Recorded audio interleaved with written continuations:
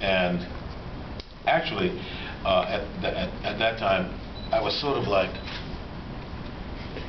because I didn't realize, I hadn't, read it before, and when I'm seeing all the internal dying shit, I'm like,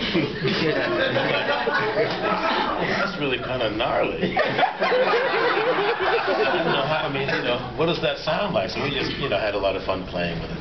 But it was great. I mean, I wish I had more to do because it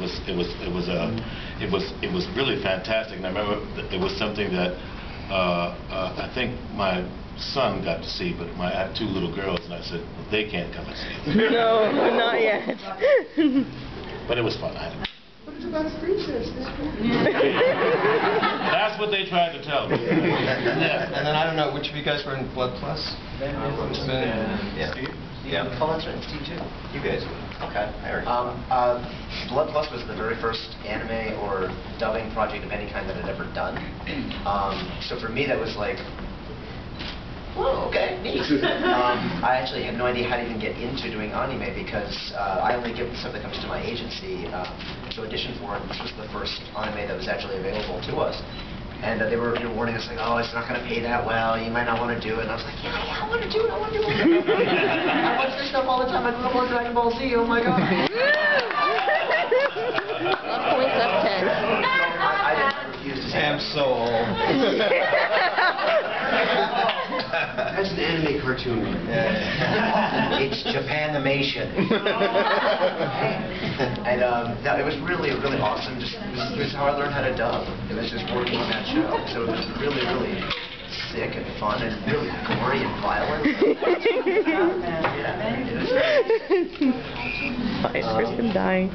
Crispin's sort of a legend in anime. Yeah, we know we're his students. Yeah. Do you have to put us out like that? Blood Plus was interesting for me because I was familiar with the original movie, and when they were doing the TV series, I sort of know how to cast myself in an anime show, and there was this one character called Haji, and I said, I really need to read for him, and my agent gave me the size, and I went and I read for all the different male characters, but they didn't have me read for Haji, and I said, you know what, it's great that I read for these characters, but I really should be reading for Haji. Like, he's a girl. I was like, no, that's a boy. She's a girl. I said, show me. And they pulled out the size, and sure enough, from the producers, what they had faxed to my agent was Haji, female. And they had a picture of Haji, because he's got long hair, and he's very handsome. And I said, if you let me read for this character, I promise you I will book it. Because I will be the only person who will text for this character. And sure enough, I did.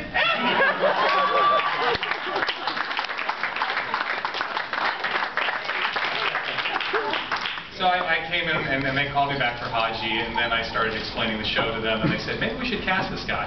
And then I had to convince them not to cast me in things, because they cast me as Haji, and then they cast me as the crazy French guy.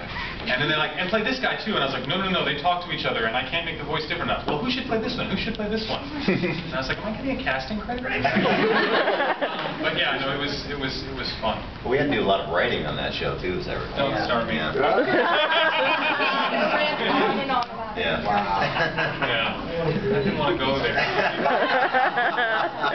Too late! I love bringing up trauma for Crispin.